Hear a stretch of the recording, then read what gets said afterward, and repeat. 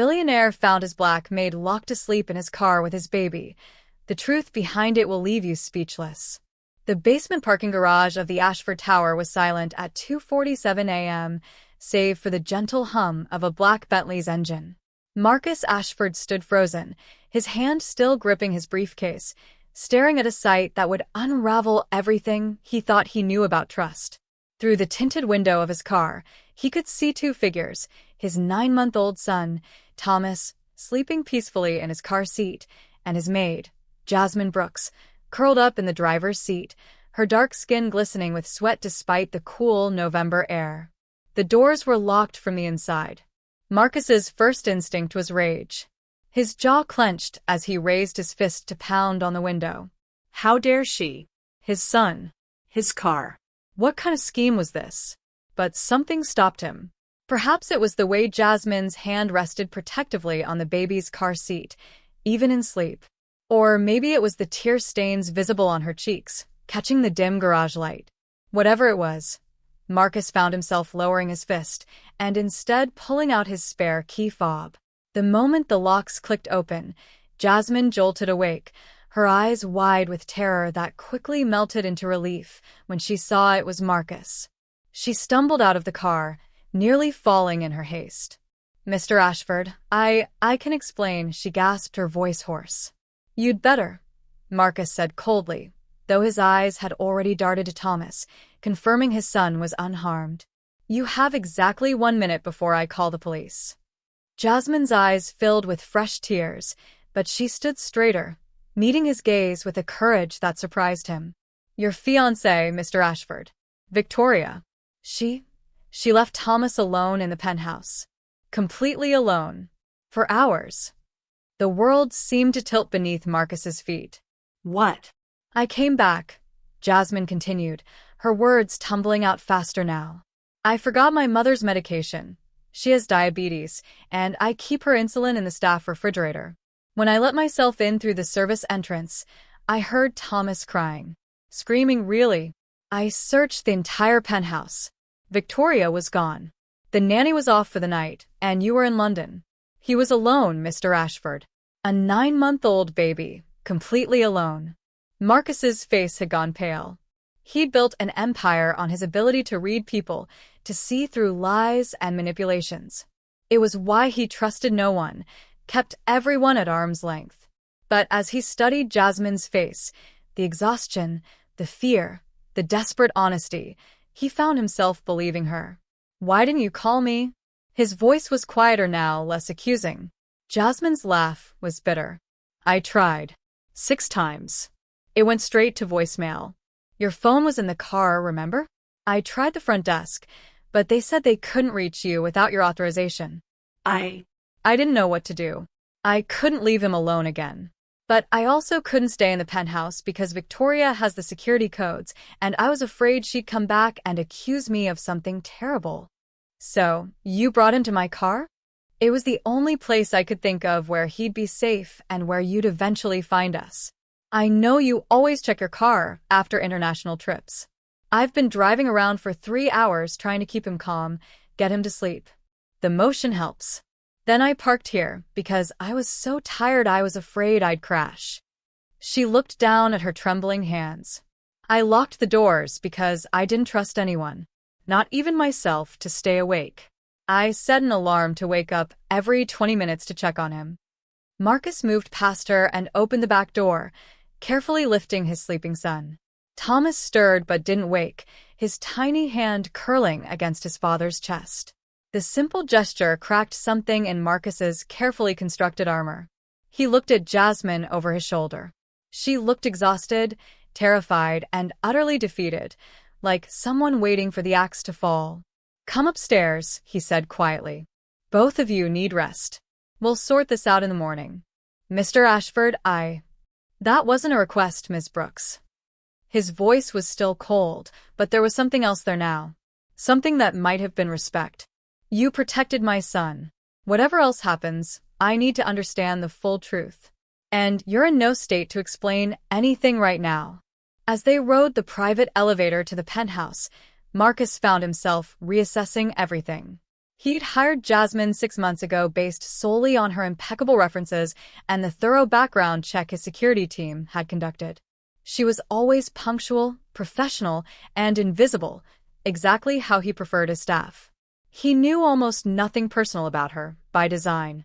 But now, holding his son close and watching this young woman swaying slightly with exhaustion beside him, Marcus realized that his strategy of trusting no one might have blinded him to the one person who'd actually earned it. When the elevator doors opened, revealing the dark, silent penthouse, the reality of what could have happened crashed over him. His son, alone and crying in this vast, empty space. If Jasmine hadn't come back, he didn't finish the thought. "The guest suite is down the hall on the right," he said, his voice rough with emotion he couldn't quite suppress. "Get some sleep. We'll talk at 8 a.m. Jasmine nodded, but paused at the threshold. "Mr. Ashford? I know you don't trust easily, but I need you to know I would never, ever hurt Thomas. Her voice caught. "He's a beautiful soul. He deserves better than what happened tonight." Marcus watched her disappear down the hallway, then looked down at his sleeping son. In 9 months, he'd held Thomas exactly 14 times. He'd counted. He'd told himself it was protection. His own father had been distant, and Marcus had survived. Thrived, even. Emotional distance was armor. But tonight, that armor felt like a prison. For the first time in 34 years, Marcus Ashford wondered if he'd been wrong about everything. Morning arrived too quickly. Marcus had spent most of the night in Thomas's nursery, watching his son sleep, replaying Jasmine's words over and over. At 6:15 a.m., he heard movement in the kitchen. Jasmine was already awake. He found her making coffee, her movements automatic despite the exhaustion still evident in her face. She'd changed into her usual work uniform, simple black pants and a white blouse, and had her hair pulled back in a neat bun. Professional distance restored, or at least attempted. "You should still be resting," Marcus said from the doorway. Jasmine turned, a flicker of surprise crossing her features. "I'm used to early mornings, Mr. Ashford. My shift usually starts at 6. "Not today." He moved into the kitchen, feeling oddly out of place in his own home. "Sit down." "Please." The please seemed to surprise them both. Jasmine hesitated, then slowly took a seat at the kitchen island. Marcus poured 2 cups of coffee and sat across from her, something he'd never done with any member of his staff. "Tell me everything," he said. "From the beginning." Jasmine wrapped her hands around the coffee mug, as if drawing strength from its warmth. "I've noticed things for the past month. Small things at first. Victoria would tell me to take Thomas to the park for hours at a time, much longer than usual for a baby his age. She'd seem irritated when he cried, which is normal for infants. She'd spend more time on her phone than with him." Marcus's hands tightened on his own mug. He wanted to defend Victoria, his fiancée, the woman he'd planned to marry in 3 months. But he'd seen these signs himself and chosen to ignore them. He told himself Victoria wasn't maternal yet, that she needed time to adjust to motherhood. Thomas wasn't her biological son. Marcus's late wife Elena had died giving birth to him, and Victoria had entered his life only 4 months after that tragedy. "I didn't want to overstep," Jasmine continued, her voice soft but steady. "You're a very private man, Mr. Ashford. You made it clear when you hired me that I was to do my job and nothing more. No opinions, no personal involvement. So I kept quiet and just tried to be there for Thomas whenever I could. But last night was different. Yes." Jasmine's eyes darkened with memory. "Yesterday was my day off. I left at 6 p.m. The nanny, Mrs. Chun, had the night off too. It was arranged weeks ago. You were supposed to be back from London by 7 p.m., and Victoria had assured Mrs. Chun she'd cover the evening. But when I came back for the insulin around 9:30 p.m., She paused, taking a shaky breath. The penthouse was dark, silent. Then I heard Thomas crying from the nursery. Not fussing, crying like he'd been crying for a long time. He was soaked through his diaper, his face was red and swollen, and he was burning up with fever. Marcus felt his blood run cold. Fever? It broke around midnight, thank God. I gave him infant acetaminophen. The dosage was written on the bottle by Mrs. Chen. I changed him, fed him, held him. But I couldn't stay in the penthouse, Mr. Ashford. I couldn't risk what might happen if Victoria came back and accused me of being somewhere I wasn't supposed to be. Your security system would show I'd used my staff key to enter on my day off. Without you here to verify my story. She shook her head. I'm a black woman with a criminal accusation against a white billionaire's fiancé. How do you think that ends for me? The bluntness of her words hit Marcus like a slap. He'd never thought about it that way, never had to. But Jasmine lived in a different reality than he did, where the same actions could have vastly different consequences based on the color of her skin. So you took him to the car, Marcus said quietly. It was the only safe option I could think of. I knew you'd check your car when you got back. You always do. I knew he'd be found, that he'd be safe. I just had to keep him alive until then. Her voice cracked on the last word. I've been caring for Thomas since he was 3 months old, Mr. Ashford. I've watched him grow, learn to smile, start to babble. Last night, holding him while he cried, I realized. She stopped, pressing her lips together. Realized what? Jasmine looked directly at him, tears streaming down her face now. That I love him. I know I'm not supposed to. I'm just the maid. But I love that little boy like he was my own, and the thought of something happening to him because I made the wrong choice, it was unbearable. The silence that followed was profound. Marcus found himself unable to speak, emotions he'd buried for years rising up to choke him. This woman, this stranger he deliberately kept at a distance, had shown his son more genuine love in 6 months than Marcus had managed in 9. Before he could formulate a response, his phone buzzed. A text from Victoria. Running late. Meeting ran over. Be home by noon. Kiss Thomas for me. Red heart. Marcus's hands shook as he showed the message to Jasmine. She doesn't even know I'm back early. Doesn't know Thomas was alone. Or she knows exactly what happened and is creating an alibi. Jasmine said quietly. Mr. Ashford, I need to show you something. She pulled out her phone and pulled up her photo gallery. I started documenting things 2 weeks ago. Just in case. The photos were damning. Victoria at a restaurant with another man, her hand on his arm. Victoria leaving the penthouse with a small overnight bag while Mrs. Chun was distracted with Thomas. Text message screenshots where Victoria discussed dealing with a baby situation once she and Marcus were married. Marcus felt sick. How did you get these texts? Her iPad is synced to her phone. She left it in the living room last week while I was cleaning. I know it was wrong to look, but I was scared, Mr. Ashford. Scared for Thomas. Jasmine's voice dropped to a whisper. I have a little brother. He's 12 now, but when he was a baby, our mother's boyfriend hurt him. Left him alone, neglected him, because he wasn't his biological son. My brother has permanent developmental delays because of it. When I saw Victoria's behavior toward Thomas, I couldn't ignore it. The pieces fell into place with devastating clarity. Marcus had been so focused on his business, on maintaining his emotional walls, that he'd missed what was happening in his own home. He'd chosen Victoria because she seemed safe, beautiful, sophisticated, undemanding. She didn't push for emotional intimacy, didn't try to replace Elena. She'd seemed perfect. But he'd confused convenience with compatibility, and his son had nearly paid the price. Why didn't you come to me sooner with this? Marcus asked, though he already knew the answer. Because you made it clear you don't trust anyone, Mr. Ashford. Every staff member signs an NDA. Every conversation is potentially recorded. You have people investigated at the slightest suspicion. I was terrified that if I accused your fiancé without absolute proof, I'd be the one who disappeared. She met his eyes. But last night, when it came down to protecting Thomas or protecting myself, there was no choice. Marcus stood abruptly, walking to the window overlooking Central Park. Dawn was breaking, painting the sky in shades of pink and gold. A new day. A day that could have started with tragedy if not for the courage of a woman he'd never bothered to truly see. Tell me about yourself, he said suddenly. Your family. Your life before here. Everything I should have asked months ago. Jasmine looked startled. Mr. Ashford, I don't think. Please. He turned to face her. I need to understand who you are. The person who saved my son deserves at least that much recognition. So Jasmine talked.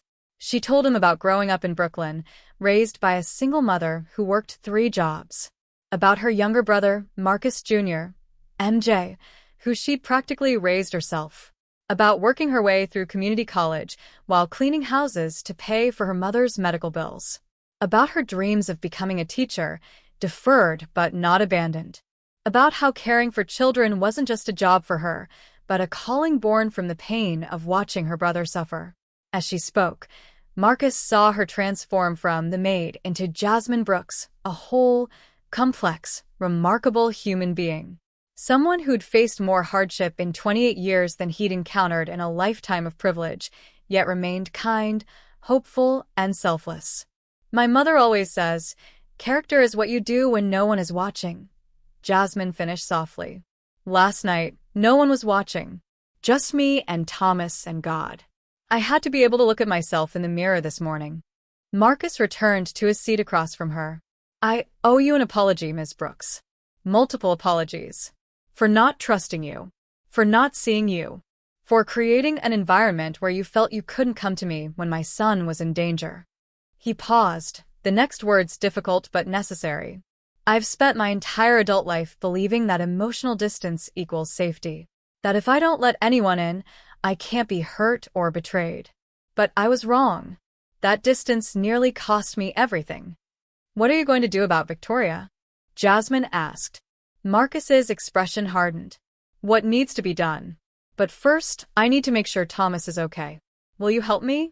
Not as my employee, but as someone who genuinely cares about his well-being. For the first time since this nightmare began, Jasmine smiled. Of course. They spent the next hour calling Thomas's pediatrician, who agreed to make a house call. Dr. Reynolds examined the baby thoroughly, confirming that while Thomas had been through an ordeal, he appeared healthy.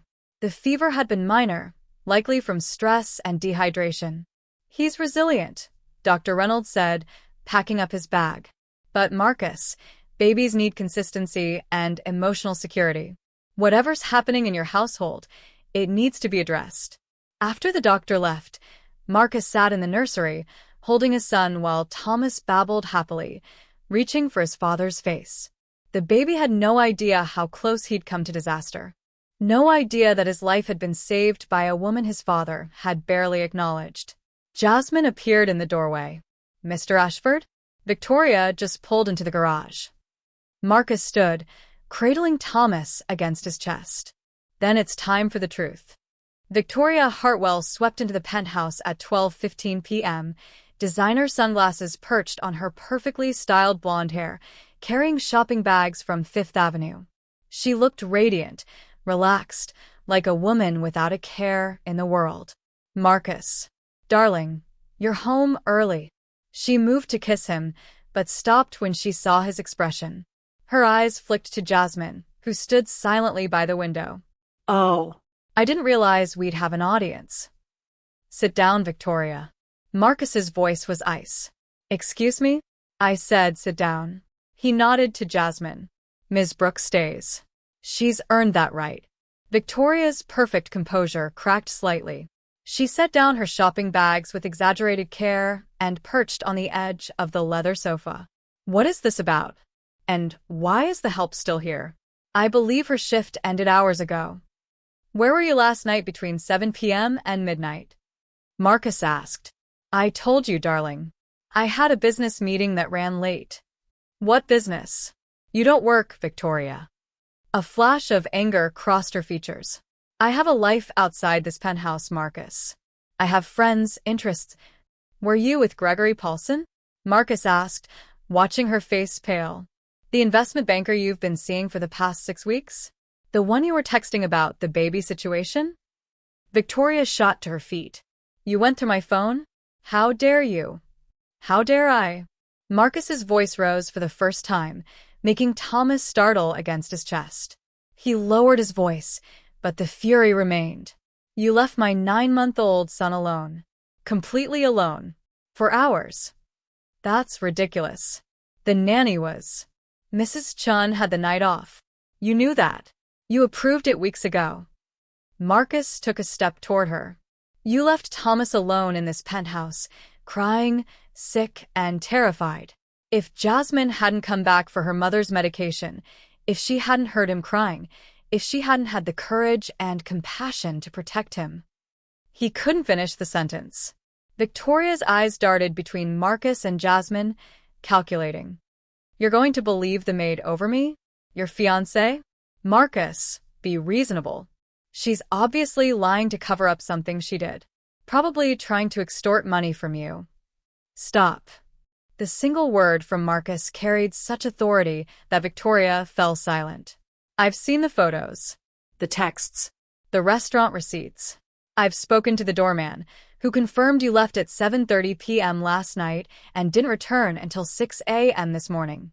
I've reviewed our security footage showing Jasmine entering at 9:43 p.m., going directly to Thomas's nursery, and not leaving until she took him to my car. He moved closer, and Victoria actually took a step back. But more than any evidence, more than any proof, I believe Jasmine because she did something last night that required no benefit to herself. She risked her job, her reputation, possibly her freedom, to protect a child who isn't hers. She sat in a locked car for 3 hours in a parking garage, waking herself every 20 minutes to check on a baby, because she was more afraid of leaving him alone than she was of what I might do to her when I found them. Marcus's voice broke slightly. She loves my son, Victoria. Actually loves him. And you saw him as an obstacle. Something to tolerate until you could get rid of him. That's not, I never said. Victoria was backing toward the door now. The texts with Gregory say otherwise. Once we're married, I can push for boarding school. Or that place in Switzerland you mentioned. Either way, he'll be gone by his 2nd birthday. Those were your words, Victoria. About my son. Victoria's mask finally shattered. What did you expect, Marcus? You brought me into this house 4 months after your precious Elena died, expecting me to play mother to her brat. I tried. I smiled and cooed and pretended to care. But I'm 29 years old. I'm supposed to be enjoying life, not changing diapers and listening to screaming at all hours. Then why did you stay? Marcus asked quietly. Why agree to marry me? Victoria laughed, a harsh, bitter sound. Really? You're worth $7 billion, Marcus. Your penthouse alone is worth $50 million. I grew up with nothing, trailer parks and food stamps and welfare cheese.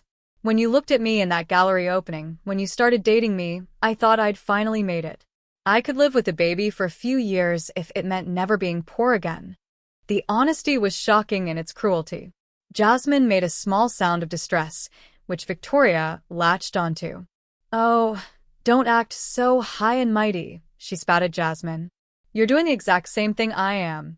Worming your way into his life, through the baby. How long before you start dropping hints about how much you care, how good you'd be for them both? You think I don't see your game? Jasmine stepped forward, and Marcus was surprised by the steel in her voice. There's no game, Miss Hartwell. I don't want Mr. Ashford's money. I don't want his penthouse or his lifestyle. I want Thomas to be safe and loved and happy. That's all I've ever wanted. If caring about a child's well-being is a game to you, then we're playing 2 very different sports. Victoria sneered. Such noble words. We'll see how long that lasts when reality sets in. Get out. Marcus's voice was final. Pack whatever you can carry. Anything else will be sent to you. The engagement is over.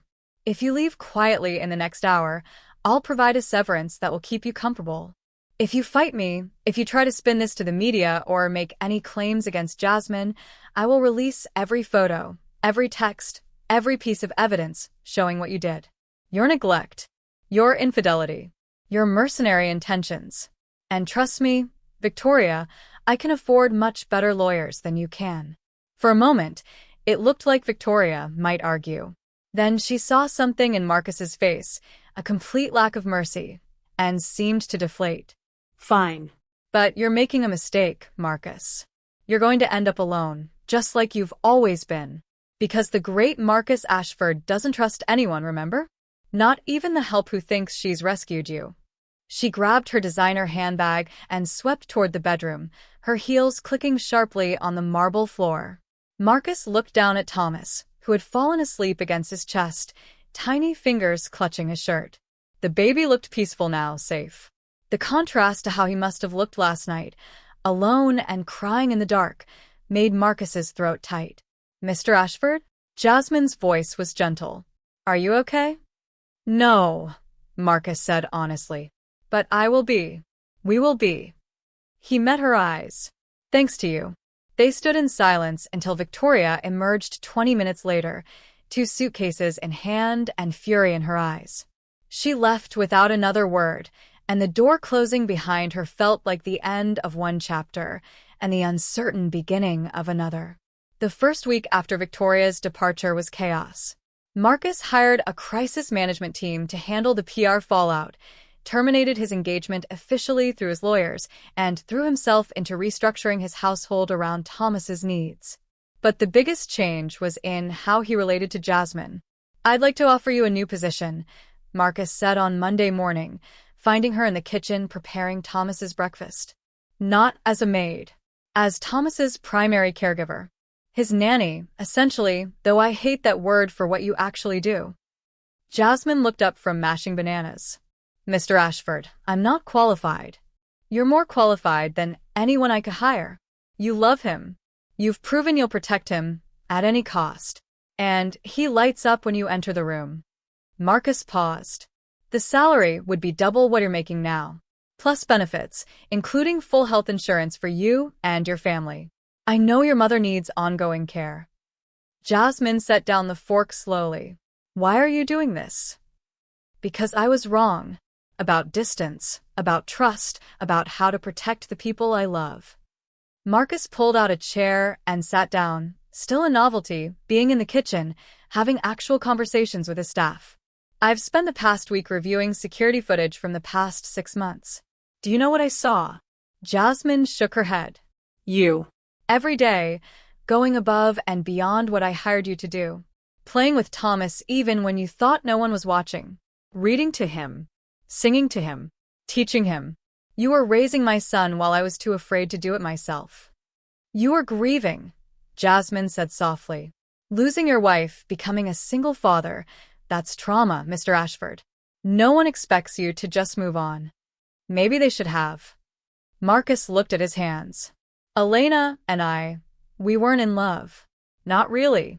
Our marriage was an arrangement between families, a merger of dynasties. We were fond of each other, respectful, but there was no passion. When she got pregnant, we were both surprised. When she died..." He stopped, struggling with words he'd never spoken aloud. "I felt guilty that my primary emotion was fear. Not grief for her, but terror about being responsible for this tiny life when I could barely manage my own emotions." "So you built walls," Jasmine said, understanding in her eyes. Yes. "And I taught Thomas to live behind them too. I held him only when necessary. Fed him on schedule.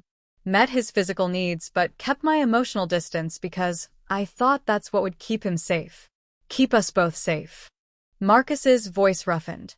"But you didn't do that. You gave him what I couldn't. Love without fear. Connection without conditions." Jasmine came around the counter and, in a gesture that surprised them both, placed her hand over his. "It's not too late, Mr. Ashford. Thomas is 9 months old. He doesn't remember the distance. He can still learn that his father loves him." "I don't know how to do this," Marcus admitted. "How to be present, available, how to love someone without constantly calculating the risk." "Then I'll teach you," Jasmine said simply. "If you'll let me." So began an unusual education. Jasmine showed Marcus how to play with Thomas, really play, getting down on the floor, making silly faces, embracing the messiness and joy. She taught him to read the baby's cues, to understand what different cries meant, to trust his instincts as a father. At first, Marcus was painfully awkward. He held Thomas like a fragile piece of expensive equipment. His attempts at baby talk were stilted and formal. But Jasmine was patient, encouraging, and slowly, something remarkable happened. Marcus began to smile. Not the calculated business smile he'd perfected for boardrooms, but real, genuine smiles that reached his eyes. He started looking forward to mornings with Thomas instead of dreading them. He'd find himself in the nursery at odd hours, just watching his son sleep, marveling at this tiny person he'd created. "You're doing great," Jasmine said one evening, finding Marcus successfully getting Thomas to eat pureed sweet potatoes, most of which was ending up on both of them rather than in the baby's mouth. "We're wearing more than he's eating," Marcus pointed out, but he was laughing. "That's how you know it's working." Jasmine grabbed a washcloth. "Here, let me help." As they cleaned up together, Marcus holding a squirming, giggling Thomas while Jasmine wiped orange goo from various surfaces, Marcus was struck by how natural this felt. How right. "Can I ask you something personal?" he said. Jasmine paused. "Of course. Why don't you have children of your own? You're so good with Thomas. You clearly love kids." A shadow crossed Jasmine's face. "I was engaged once. 3 years ago. His name was David. We were planning a life together. House, kids, the whole dream." She resumed cleaning, not meeting his eyes. "Then my mom got sick. Really sick. The medical bills were crushing us. David said I had to choose, help my family or build a future with him. He couldn't understand why I'd throw away our life for people who'd never given me anything." "But they gave you everything," Marcus said quietly. "Your mother worked 3 jobs for you. Your brother needed you." Exactly. So I chose them. David left. "And between working multiple jobs and caring for my family, there hasn't been time for dating or relationships or thinking about my own family." She finally looked at him, her eyes bright with unshed tears. "So, I pour all that love into the children I care for, including Thomas." Marcus felt something shift in his chest. This woman had sacrificed her own dreams to care for others, asked for nothing in return, and still had endless love to give. She was everything he'd been taught not to be: vulnerable, open, emotionally available. And she was extraordinary. "Your ex-fiancé was a fool," Marcus said. Jasmine smiled sadly. "Or maybe he just knew what he wanted, and it wasn't me. Then he didn't deserve you." The words hung in the air between them, carrying more weight than Marcus had intended. Jasmine's eyes widened slightly, and she busied herself with the washcloth, but Marcus didn't miss the flush that crept up her neck. He was playing with fire, and he knew it. But for the first time in his life, Marcus Ashford found himself willing to risk getting burned. Over the following weeks, a routine emerged. Marcus reduced his work hours, delegating more to his executive team. He made breakfast with Jasmine and Thomas every morning. He learned to give baths, read bedtime stories, comfort nightmares. He discovered that Thomas loved being tossed in the air, that he giggled at raspberries blown on his belly, that he was fascinated by music boxes. But more than that, Marcus was learning about Jasmine. He discovered she sang beautifully, usually hymns her grandmother had taught her. That she was taking online classes toward her teaching degree, studying late at night after Thomas was asleep. That she sent most of her paycheck home to Brooklyn, but never complained. That she had a sharp wit and wasn't afraid to challenge him when she thought he was wrong. "You're spoiling him," she said one morning, finding Marcus buying toys online, the 4th shopping spree that week. "I'm making up for lost time. You're feeling guilty. That's different." Jasmine took his phone and closed the browser. "Thomas doesn't need more stuff, Mr. Ashford. He needs you. Present. Engaged. Not trying to buy your way into his heart." Marcus bristled. "I know how to parent my own son." Do you? "Because 3 weeks ago, you were terrified to hold him. Now you're trying to drown him in toys instead of dealing with the real issue. Which is that you're falling in love with him, and it scares you to death." Jasmine's voice softened. "Loving someone means accepting that you can lose them, that they can hurt you, that you're vulnerable. For someone who's spent his whole life avoiding vulnerability, that's terrifying." Marcus wanted to argue, to throw up his defenses. But Jasmine was right. Every time Thomas smiled at him, every time those tiny hands reached for his face, every time he heard "da-da" in that babbling voice, Marcus felt his carefully constructed walls crumbling. "What if I'm not enough?" he asked quietly. "What if I fail him the way I failed to protect him from Victoria?" Then you learn and do better. That's what parents do. Jasmine stepped closer. Mr. Ashford, Marcus, you're not going to be perfect. No parent is. But you're trying. You're showing up. You're letting yourself be changed by love. That's what Thomas needs. Marcus looked down at her, really looked.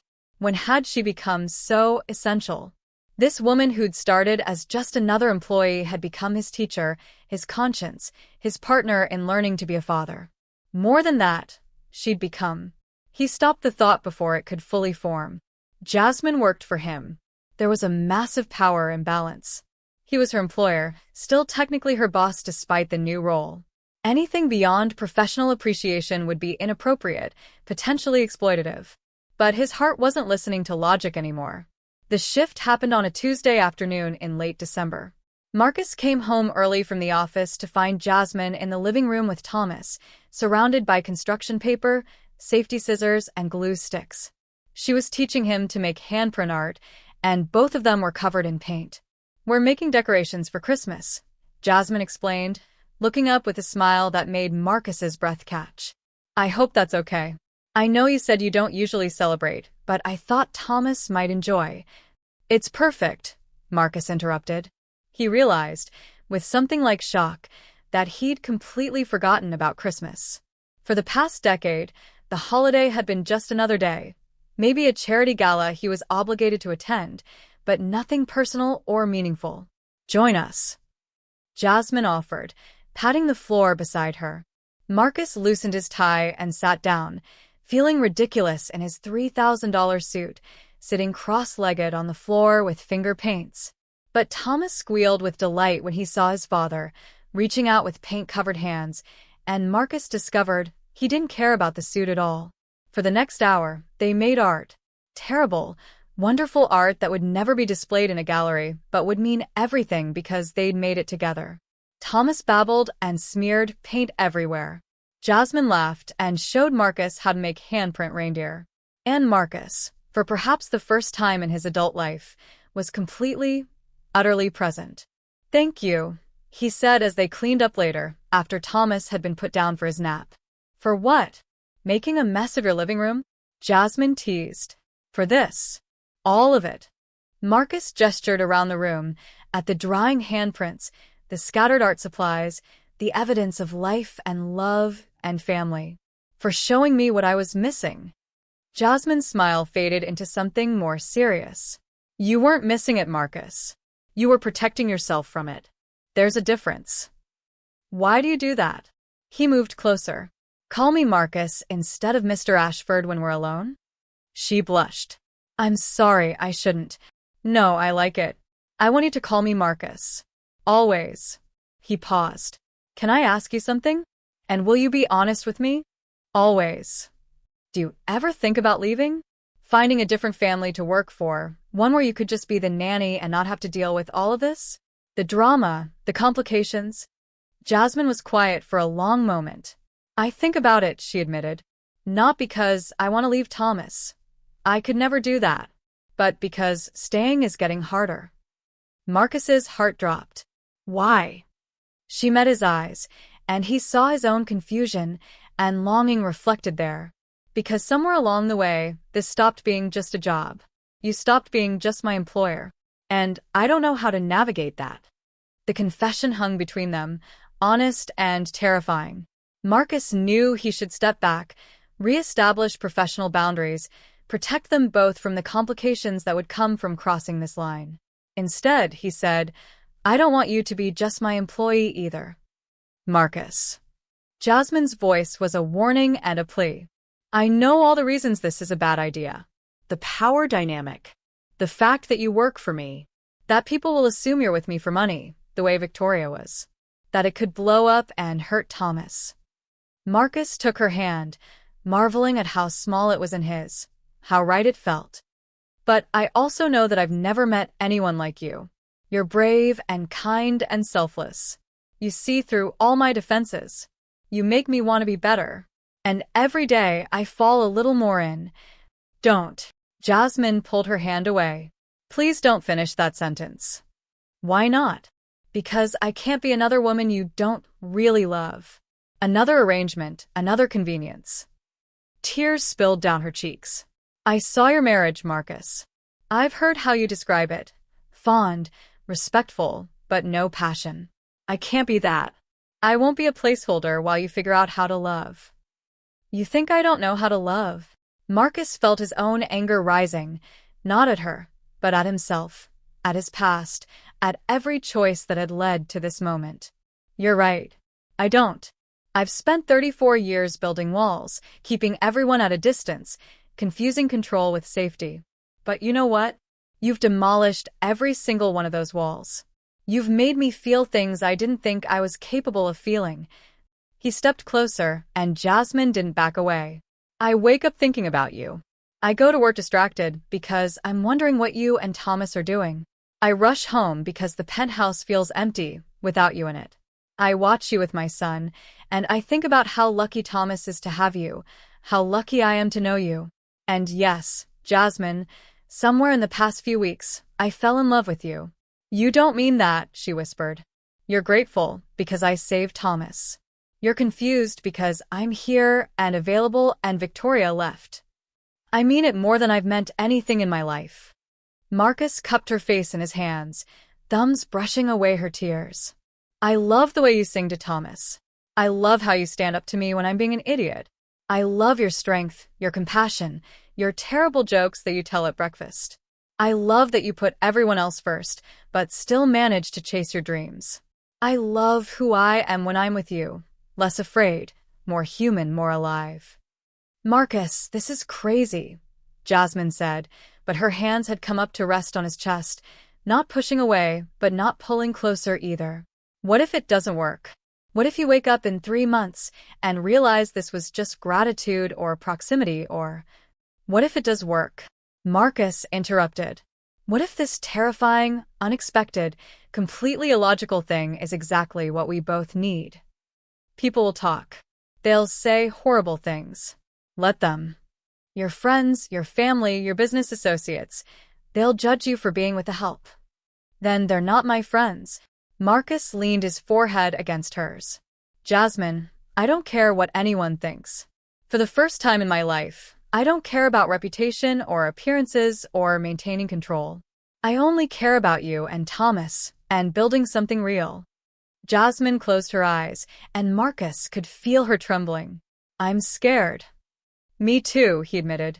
But you taught me that fear isn't a reason to avoid something.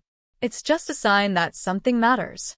For a long moment, they stood there, wrapped up in each other, balanced on the edge of a decision that would change everything. Then Jasmine opened her eyes, and Marcus saw his answer in their depths before she spoke. If we do this, if we try, it can't be employer and employee. It has to be equal. Partners. Agreed. And we go slow, for Thomas's sake and ours. Whatever you need. And if it doesn't work, if we realize this was a mistake, we handle it like adults. No drama, no burning bridges. Thomas's well-being comes first. Always, Marcus promised. Jasmine took a shaky breath. Then yes, I'm willing to try. I'm willing to be terrified with you. Marcus smiled. A real, full, unguarded smile. Can I kiss you? I thought you'd never ask. The kiss was soft, sweet, and full of promise. It tasted like hope and new beginnings. When they finally pulled apart, Jasmine was laughing and crying at the same time. What? Marcus asked, concerned. 6 months ago, I was just a maid cleaning your floors. Now I'm kissing you in your living room, covered in paint, with your baby asleep upstairs. If someone had told me this would happen, I'd have thought they were crazy. Life is crazy, Marcus agreed. But maybe that's okay. From the nursery, they heard Thomas beginning to wake from his nap, his babbling voice carrying through the apartment. Without discussion, they both headed toward the sound, together. This was new territory for Marcus, allowing himself to be vulnerable, to hope, to build something with another person. But as he watched Jasmine lift Thomas from his crib, as she handed the baby to him and their hands brushed, as Thomas giggled and grabbed both their faces to pull them close, Marcus thought maybe the risk was worth it. Maybe love was worth it. 3 months later, on a crisp March morning, Marcus stood in his office overlooking Manhattan, reviewing the structural changes he'd made to his life. He'd promoted his COO to handle day-to-day operations. He'd sold 2 of his companies and donated the proceeds to childhood education nonprofits. He'd moved his office hours to allow mornings and evenings with Thomas. And he'd made one more significant change. Jasmine was no longer his employee. After much discussion, they'd restructured their arrangement entirely. Jasmine had enrolled full-time in Columbia's Teachers College, with Marcus covering her tuition as part of a scholarship fund he'd established for single parents pursuing education degrees. She lived in the penthouse not as staff, but as a co-parent to Thomas. They'd worked with family lawyers to establish a formal arrangement that gave her legal standing in Thomas's life, without tying it to their romantic relationship. If things didn't work out between them romantically, Jasmine would still be part of Thomas's life, with shared custody and her own financial security. Marcus had insisted on this, wanting to remove any power imbalance that might make Jasmine feel trapped. His phone buzzed with a text from Jasmine, "Surprise visitor at home. Come back when you can." Marcus's protective instincts flared immediately. He called his driver and was home in 20 minutes, his mind racing through possibilities. He found Jasmine in the living room with an elderly black woman who could only be her mother and a tall, lanky teenager who must be MJ. Thomas was in the boy's lap, babbling happily while MJ made exaggerated faces at him. Marcus. Jasmine stood, nervous energy radiating from her. "I'm sorry for the surprise. My mom wanted to meet you, and MJ had spring break, so I thought." "You thought right," Marcus said, offering his hand to Jasmine's mother. "Mrs. Brooks, it's an honor to meet you. I'm Marcus." The older woman's handshake was firm, her eyes sharp as they assessed him. "Mr. Ashford, my daughter has told me a lot about you. All good things, I hope. That remains to be seen." Mrs. Brooks's expression was stern, but there was a twinkle in her eye. "My Jasmine is precious to me, Mr. Ashford. She's been through enough heartbreak. I need to know you're serious about her, about that baby, about building something real." Marcus appreciated her directness. "I am, ma'am. More serious than I've been about anything in my life." "He is, Mama," Jasmine said softly. He's good to us." "Good isn't enough. My daughter deserves great. Extraordinary." Mrs. Brooks leaned forward. "She gave up her own dreams to take care of me and MJ. She's worked herself to the bone for years. And now she tells me she's found a man who wants to take care of her for a change. But I've seen rich men before, Mr. Ashford. I've cleaned their houses, raised their children. I know how they treat women like us when the novelty wears off." "Mama." Jasmine's voice was mortified, but Marcus held up a hand. "She's right to be protective," he said. "And she's right to be skeptical. I've made mistakes, huge ones. I nearly failed my son because I was too afraid to love him properly. I chose a fiancé who saw him as an obstacle. If Jasmine hadn't been brave enough to intervene, I might have lost Thomas forever." He moved to stand beside Jasmine, taking her hand. "Your daughter saved my son's life. But more than that, she saved mine. She showed me what real love looks like, selfless, brave, unconditional. She's teaching me how to be a better father, a better man. And I know I don't deserve her, Mrs. Brooks. But I'm going to spend every day trying to be worthy of the gift she's given me." Mrs. Brooks studied him for a long moment, then looked at her daughter. "You love him?" "Yes, Mama," Jasmine said simply. "And he treats you with respect? Values your opinions? Doesn't try to control you or change you?" "He does. Jasmine smiled at Marcus. "He's my partner. In everything." The older woman nodded slowly. "Then I suppose I can give you my blessing. But know this, Mr. Ashford, you hurt my baby and it won't matter how many billions you have or how many lawyers you can afford. You'll answer to me." Marcus couldn't help but smile. "I wouldn't expect anything less, ma'am." MJ spoke up for the first time, his voice cracking with adolescence. "Plus, I'm learning martial arts. So, there's that too." The tension broke as everyone laughed. Thomas, delighted by the sound, clapped his hands and babbled louder. "Looks like he approves too," Jasmine's mother said, her expression finally softening. That's a beautiful baby, Mr. Ashford. Jasmine's told me what you've been through. Losing your wife. Nearly losing him. I'm sorry for your pain. Thank you. But I'm learning that sometimes we have to lose our way to find where we truly belong. Marcus looked around at this unlikely family gathering. A billionaire, a former maid, her mother and brother, and a baby who'd brought them all together. I think I'm finally home. They spent the afternoon together, and Marcus was surprised by how comfortable it felt. Mrs. Brooks had strong opinions on everything from politics to child-rearing and wasn't afraid to share them. MJ was shy at first but warmed up when Marcus asked about his interests, science, especially astronomy. Before long, Marcus was showing the teenager his telescope and promising to take him to the planetarium. "You're good with him," Jasmine said that evening, after her family had left and Thomas was asleep. They sat on the balcony, watching the city lights, wrapped in blankets against the cool spring air. "He's a good kid." Smart. "Reminds me of you. He wants to be an astrophysicist. I'm trying to save money for college, but I'd like to help with that," Marcus said. "If you'll let me." Jasmine tensed slightly. "Marcus, you're already doing so much." "I'm not offering because I think you can't handle it yourself. I'm offering because MJ matters to you, which means he matters to me. And because I have resources that can help him achieve his dreams. Why wouldn't I use them? Because people will say I'm using you. That this whole thing is about money." Marcus turned to face her fully. "People are already saying that. They said it when I promoted you. They said it when you moved into the penthouse. They'll keep saying it no matter what we do." He took her hands. "But you and I know the truth. You've never asked me for a single thing. You refused a raise 3 times before I finally just deposited it in your account. You're paying for your own school with money you saved before we even got together. You're one of the most independent, proud women I've ever met. Then why do I feel guilty every time you want to help my family? Because you've spent your whole life being self-sufficient. Asking for help feels like weakness." Marcus smiled gently.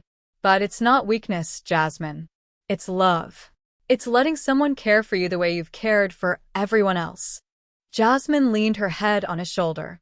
"This is still so strange to me. 6 months ago, I was terrified you'd fire me. Now we're in love." "Yeah," she whispered. "That." They sat in comfortable silence, watching the city breathe below them. After a while, Jasmine spoke again. "My mother really does like you, you know. She was testing you earlier." "I know. Did I pass?" "With flying colors. She told me before she left that any man who'd stand there and let her interrogate him without getting defensive is either genuinely in love or a very good actor." Jasmine laughed softly. "She also said you have kind eyes." Coming from her, that's high praise. "I'll take it." Marcus kissed the top of her head. "I want to meet her expectations, Jasmine. Not just for you, but because I want to be the kind of man who deserves this family." "You already are." "I'm trying to be." He paused. "There's something I've been wanting to talk to you about." Jasmine sat up, looking at him with concern. "That sounds serious." "It is. But good serious, I think." Marcus pulled out a folder he'd hidden in the blanket basket. "I've been working with my lawyers on something. I wanted your input before finalizing it." Jasmine opened the folder, her eyes widening as she read. "Marcus, you're setting up a trust for Thomas. With me as co-trustee? Equal decision-making power on everything related to his upbringing, education, and welfare. If something happens to me, you'd have full custody and access to the resources to care for him. And before you argue, this isn't about our relationship. This is about Thomas. You love him as much as I do. You've proven you'll protect him with your life. He deserves to have you legally recognized as his parent." Tears streamed down Jasmine's face. "I don't know what to say." "Say you'll accept. Say you'll keep being his mother in every way that matters." "Yes," Jasmine managed through her tears. "Yes, of course, yes." They held each other as the city sparkled below, 2 people who'd found each other in the most unexpected way, building something neither had known they needed. You know what the best part is? Marcus said after a while. What? I'm not afraid anymore. For years, I thought vulnerability was weakness. I thought loving people meant giving them power to hurt me. But you've taught me that real strength is letting yourself be loved. Real courage is opening your heart even when it's terrifying. Jasmine cupped his face in her hands. You've taught me things too. That I deserve to be taken care of. That my dreams matter. That putting myself first sometimes isn't selfish. It's necessary. She kissed him softly. We're good for each other, Marcus Ashford. We really are.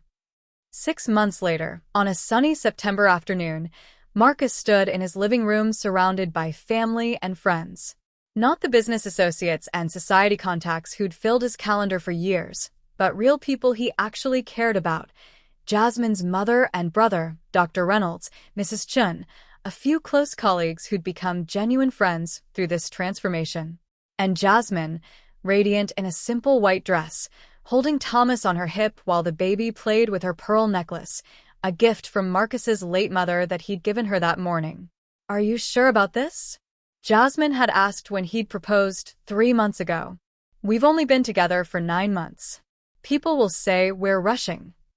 I've never been more sure of anything, Marcus had replied. I spent 34 years being cautious, calculating every risk, protecting myself from feeling too much. And it left me empty.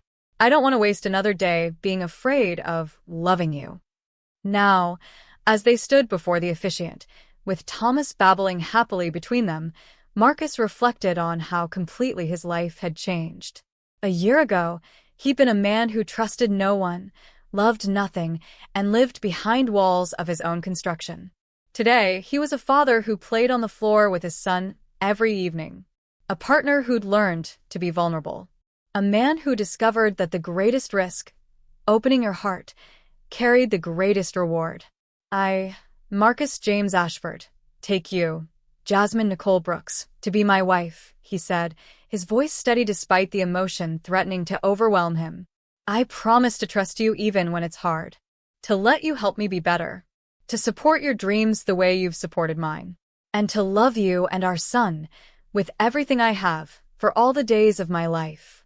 Jasmine's vows were simpler, but no less profound. I promise to be your partner, not your employee. To challenge you when you need it, and support you always. To love Thomas as my own. And to keep showing you, every single day, that love doesn't make you weak, it makes you strong. When they kissed, Thomas squealed with delight and clapped his pudgy hands together, making everyone laugh through their tears. At the small reception afterward, Mrs. Brooks pulled Marcus aside. You know, when Jasmine first told me about you, I was worried. A rich white man and my daughter. I've seen how that story usually ends. I'm glad you gave me a chance to prove you wrong, Marcus said. You haven't proved me wrong yet, she replied with a smile. But you're doing a pretty good job of it so far. My daughter is happy. That baby is loved. And you're not the cold, distant man she first described. You've let them change you. They've changed everything, Marcus agreed. I'm not the same person I was a year ago. Good. That man was lost. This one knows where he belongs. She patted his arm. Take care of them, Marcus. They're your family now. They're my everything, he said simply. As the evening wore on, Marcus found himself standing on the balcony again, watching Jasmine dance with Thomas to music playing inside. The baby was laughing, Jasmine was singing, and the joy radiating from them both was almost painful in its beauty. He thought about that night a year ago, when he'd found them locked in his car. How angry he'd been, how ready to assume the worst. How close he'd come to missing this, all of this because he was too afraid to trust. Thank you, he whispered to no one in particular. To fate, or chance, or whatever force had brought Jasmine Brooks into his life when he'd needed her most. Thomas caught sight of him through the window and shrieked, "Dada," reaching out his arms. Marcus went inside, scooping up his son while Jasmine wrapped her arms around them both. Our family, she said softly. Our family, Marcus agreed. And for the first time in his life, Marcus Ashford understood what home truly meant. It wasn't a penthouse or a bank account or a business empire. It was this: the warmth of his wife's embrace, the weight of his son in his arms, the sound of laughter echoing through rooms that had been silent for too long. Home was love without walls, trust without fear, connection without conditions. Home was right here, right now, with these two people who taught him that the bravest thing he'd ever do was open his heart. 3 years later, the Brooklyn Community Center was packed with parents and children as Jasmine stood at the front of the classroom, leading her first-grade students through a reading exercise. Her teaching degree had been earned summa cum laude, and she'd chosen to work in her old neighborhood, giving back to the community that had raised her. Marcus sat in the back of the room with Thomas, now a precocious 4-year-old, watching his wife with pride. He'd been coming to her classroom once a week to read to the students, a tradition that had started when Jasmine first began student teaching and had continued after she got her permanent position. "Mr. Ashford, will you tell us the story again?" a little girl named Maya asked during break time. "About how you met Mrs. Jasmine?" Marcus smiled. This story had become legend among Jasmine students, a real-life fairy tale that proved love could come from the most unexpected places. "Well," he began, settling into the reading chair with Thomas on his lap, "it started with a very bad decision by a very foolish man." As he told the story, simplified and age-appropriate, but true in its essentials, Jasmine caught his eye from across the room. She mouthed, "I love you," and Marcus felt his heart swell the way it always did when he looked at her. The locked car, the terrified maid, the baby she'd risked everything to protect. It had seemed like a crisis at the time, maybe even a tragedy in the making, but it had been a beginning, the beginning of the best chapter of his life. Thomas tugged on his sleeve. "Tell the part about how Mama saved me, Daddy." "That's the best part," Marcus agreed. "That's when everything changed." And it was true. That night, everything had changed. Not just for Thomas, but for all of them. Jasmine had found a family. Marcus had found his heart. And together, they'd built something neither could have created alone. Love. Trust. Home. The truth behind that night in the locked car hadn't just left Marcus speechless.